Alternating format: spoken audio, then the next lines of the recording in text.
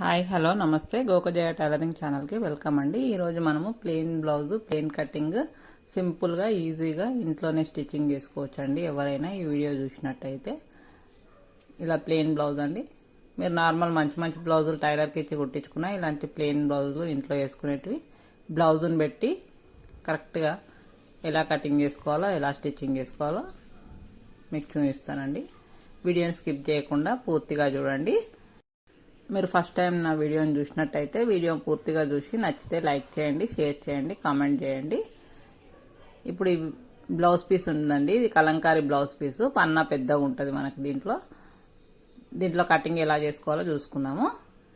ఇలా చెస్ట్ దగ్గర back side ఇలా పట్టేసుకొని ఇలా పెట్టేసుకోండి. మీరు ఇటువైపు చేతులు వచ్చేస్తాయండి, హ్యాండ్స్. మీకు మొత్తం ఇలాగే మార్కింగ్ చేసి కటింగ్ చేసుకోవడం చూపిస్తానండి.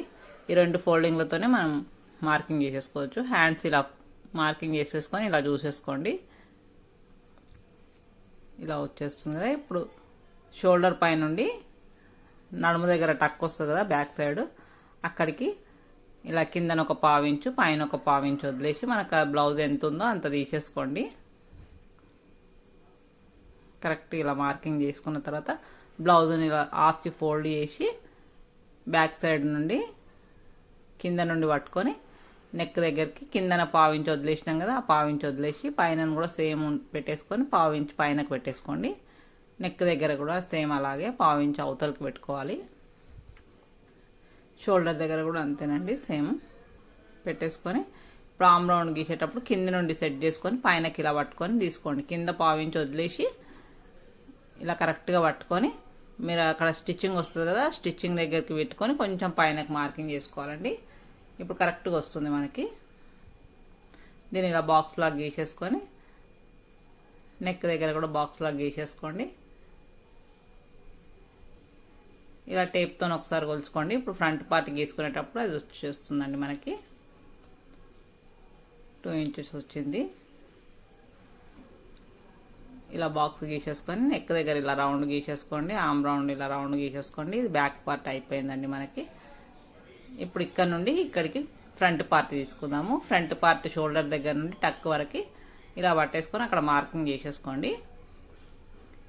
చేసుకున్న తర్వాత ఇప్పుడు ఆమ్ రౌండ్ ఇక్కడ ఎంత ఉందో కొలుసుకున్నాం కదా, సేమ్ అక్కడ కూడా అంతే డౌన్ తీసేసుకోండి. ఆమ్ రౌండ్ ఫ్రంట్ పార్ట్ కూడా సేమ్ అంతే వస్తుంది, కానీ కొంచెం లోతు ఎక్కువ తీసుకోవాలి ఫ్రంట్ పార్ట్కి.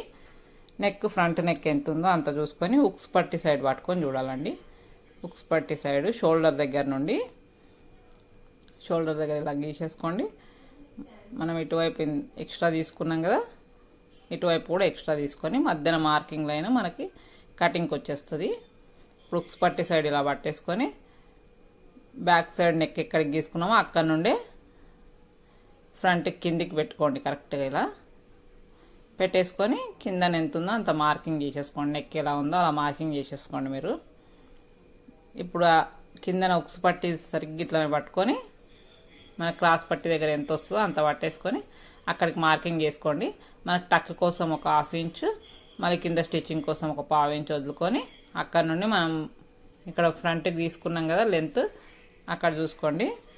తర్వాత ఇక్కడ చంక దగ్గర కూడా మనకి క్రాస్ పట్టి వరకు తీసేసుకోండి. ఇక్కడ తీసుకొని కొంచెం ఎక్స్ట్రా పెట్టేసుకోండి, ఒక 1/4 ఇంచ్ ఎక్స్ట్రా పెట్టేసుకొని ఆ మూడింటిని కలుపుతూ ఇలా గీసేసుకోండి. మీకు క్రాస్ బెల్ట్ వచ్చేస్తుంది. ఇలా కటింగ్ చేసేసుకోండి. ఇప్పుడు ఇక్కడ క్రాస్ బెల్ట్ వస్తుంది.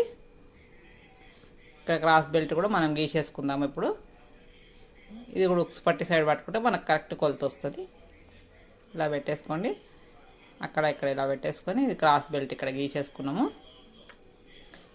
ఇవి 2 వస్తాయండి. ఇంకా 2 కావాలి కదా, మనం హ్యాండ్స్ తీసుకున్నాక మిగిలిన క్లాత్లో ఇంకా 2 తీసేసుకుందాము. ఇలా కటింగ్ చేసేసుకోండి. మీరు ఇప్పుడు నేను ఎలా మార్కింగ్ చేస్తున్నానో సేమ్ అలా కటింగ్ చేసేసుకోండి. ఫ్రంట్ లోతు ఎక్కువ, కొంచెం బ్యాక్ లోతు తక్కువ ఉంది. ఇప్పుడు హ్యాండ్స్ కిందన ఒక 1 ఇంచ్ ఎక్స్ట్రా తీసేసుకోండి. ఫోల్డింగ్కి హెమ్మింగ్కి ఫోల్డింగ్కి మనకి ఇప్పుడు హ్యాండ్స్ ఎంత వస్తాయో అంత సైజ్ పెట్టేసుకొని పైన ఒక 1/4 ఇంచ్ ఎక్స్ట్రా పెట్టేసుకొని ఇలా మార్కింగ్ చేసేసుకోండి. ఇప్పుడు హ్యాండ్ని కరెక్ట్గా ఇలా ఫోల్డ్ చేసి పెట్టండి. మనకు జాయింట్ దగ్గర జాయింట్ పెట్టేయండి. ఫోల్డింగ్ దగ్గర కింద 1 ఇంచ్ మనం హెమ్మింగ్ వదులుకున్నాం కదా, అక్కడ నుండి ఇలా టైట్గా పట్టేసుకొని మనకు ఆమ్ రౌండ్ దగ్గర స్టిచ్చింగ్ ఎక్కడికి వచ్చిందో అక్కడికి ఇలా మార్కింగ్ చేసేసుకోండి. చేసుకున్న తర్వాత ఇప్పుడు ఈ పైనుండి హ్యాండ్ షేప్ ఎలా గీస్తామో మనం కొంచెం డౌన్ తీసుకొని ఇలా గీసేసుకోవాలండి.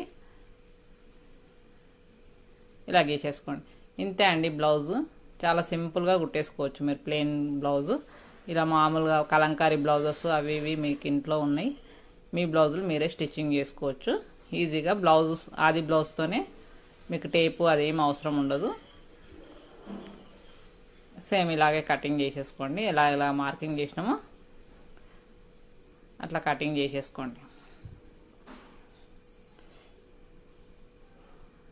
ఫ్రంట్ పార్ట్ కటింగ్ చేసిన తర్వాత ఇక్కడ ఓపెన్ కట్ చేసుకోండి. ఇప్పుడు క్రాస్ బెల్ట్కి ఇలా కటింగ్ చేసేసుకోండి.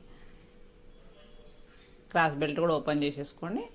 ఇప్పుడు హ్యాండ్స్ ఇలా డబుల్ ఫోల్డ్ చేస్తే మీకు 2 హ్యాండ్స్ వచ్చేస్తాయండి. దీంట్లో మనం ఒక హ్యాండ్కి మార్కింగ్ చేసుకున్నాం కదా, దాన్ని అలా ఫోల్డింగ్ చేసేసినాం. సేమ్ చూసుకోండి ఎలా చేసినా ఒకసారి. ఇలా ఫోల్డింగ్ చేసి దాన్ని ఇలా కటింగ్ చేసేసుకోండి. మధ్యన ఘాటు పెట్టేసి ఓపెన్ చేసి లోతు కటింగ్ చేసేసుకోండి. పక్కన పెట్టేసి మిగిలిన క్లాత్లో క్రాస్ బెల్ట్,